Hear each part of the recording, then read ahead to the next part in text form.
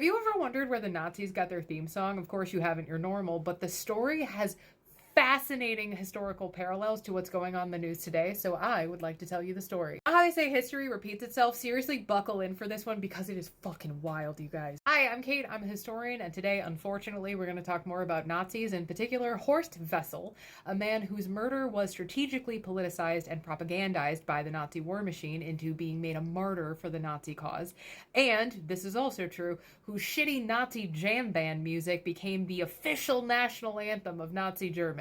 So Horst Wessel had rancid vibes from the start. He got his start in right-wing youth groups, and then as he got older and political tensions began to rise in Germany, he became a member of several different violent extremist right-wing paramilitary groups, and he founded his own. Their stated purpose was to raise our boys to be real German men. So a little bit of historical context about these youth groups that's important to the story. Before the Nazis consolidated power, Germany had this diverse landscape of competing political youth organizations that reflected like the broader political ideologies of Germany. Communist groups and socialist groups and Marxist groups, and a lot of times they would violently clash in the streets. It was like Sharks and the Jets, but with politics. And the groups did function as like actual youth groups. They did like sports and hiking and camping, social activities, but they also served as recruitment pools for their like parent political movements. So when Hitler came to power in 1933, he saw these youth groups as like a means of gaining control of the population. And so he basically said all of the other youth groups except for ours are banned. And by 1936, membership was basically compulsory, which gave them a really useful tool into embedding Nazi ideology into the culture at large. Okay, so back to Wessel. As the Nazi Party rose to prominence, Wessel jumped ship over to the Sturmabteilung, or the SA, brown shirts, or the stormtroopers. They were the paramilitary wing of the Nazi Party. So Wessel was particularly drawn to the SA because of the involvement of Joseph Goebbels, who I talked about in my last video, and he created this atmosphere of like highly visible activism, which felt way more exciting and cool than like boring like petitions.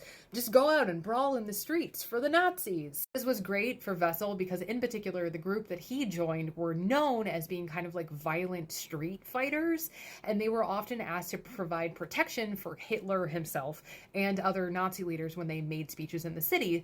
And so as a result, Wessel got the attention of Goebbels. In particular, Goebbels was impressed with his speaking ability and his leadership into like encroaching on communist territory, because like the communists were like the rival gang, right? And the thing that I need to stress here, and is really important when we're looking at historical parallels, is that Goebbels had an ongoing relationship with Wessel. We have Goebbels' diary, and like Wessel shows up almost once a month in 1929. Wessel was on his radar as this guy who had leadership qualities, knew how to speak to people, and could also hold his own in a fight. They had like discussions and conversations about like, how do we get more Nazis? So in 1929, Wessel drops out of college to pursue being a Nazi professionally and starts giving speeches all over. In 1929, he gives like 56 different speeches about how great the Nazi Party is. So again, something else to keep in mind is that the Nazis treated physical violence as a propaganda tool, and the stormtroopers,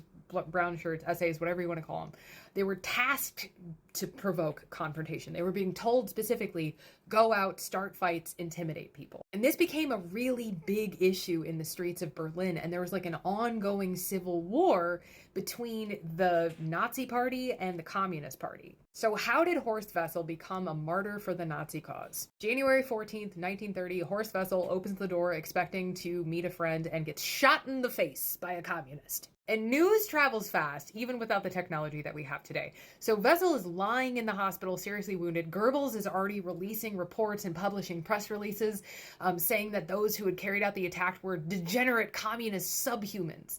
And it's also important to note that Goebbels like went to visit Wessel in the hospital 4 times. Wessel took almost a month to die, so Goebbels had a lot of time to like spin up this story and even like conferred with Wessel's mom about like how she wanted to handle it. So after his death, the communists and the Nazi Party give completely different accounts of what happened. Like, This doesn't matter to the story at all, but like I want to be so clear that this shooting was so messy. Like Wessel was not an upstanding guy. Yes, the guy who shot him was a communist, but also like Wessel had been sex trafficking women as a pimp, and the fight was actually over him getting evicted for not paying rent and using his apartment illegally for prostitution. There's like no really good accurate report of like what went down because everything has been so like propagandized. You know how Donald Trump was quoted as talking about the ballroom building when he was talking about CK getting murdered? So February 6, 1930, they catch the guy who shot Wessel.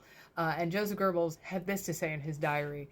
Wessel's murderer has been caught. Terrible revelations. Lots of work yesterday. I am working on my new apartment. Maybe I'll just stay here, rent another room, and have the whole place renovated. In any case, I will make it more spacious and more home-like. What are the fucking odds? So Wessel dies of sepsis in the hospital a month later, and Goebbels sees his opportunity. On February 23rd, he writes in his diary about how he's going to turn Wessel into a new martyr for the Third Reich. Publishes a eulogy in his propaganda newspaper in these overtly Christian tones. He says, a Christian socialist, a man who calls out through his deeds, come to me, I shall redeem you. A divine element works in him, making him the man he is and causing him to act in this way and no other. One man must set an example and offer himself up as sacrifice. Now, something else to keep in mind is that Goebbels loved a good martyr, and this wasn't the first time that he had tried this. He also would go on to establish this list called those members of the movement who have been murdered, and like went around setting up like stupid little shrines where like you had to like salute or you would get arrested. And this propaganda campaign, I cannot stress enough, goes absolutely fucking ham. People are on board. So the propaganda campaign works, and Wessel gets elevated into this like quasi-religious sacrifice, like the leading martyr for the Nazi cause. And he starts to get like mythologized and turned into legend. He's built up as this like enigmatic, capable, super brilliant, gifted, courageous young Nazi. His life was taken away too soon.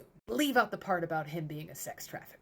They throw this huge state funeral, and a bunch of like the Nazi leadership shows up. I couldn't find any information about pyrotechnics. I apologize. Goebbels claims that like 30,000 people watched this funeral. They have it filmed for like use in like political propaganda later. Like literally mining content, right? But Kate, what about the theme song? I'm so glad you asked. So fucking stupid. So Wessel played this obscure German instrument called the Martin's horn, and he literally started a Nazi jam band. Put together a group of musicians who would go around to different like Nazi rallies and play patriotic songs. Some of which were songs that Wessel had basically parodized into being about like Nazi stuff. One of these songs had previously been published in Goebbels' newspaper. It was called Raise the Flag, and they changed the name to the Horst Wessel song, and that became the co-national anthem of Nazi Germany. And again, I cannot stress enough how much this propaganda campaign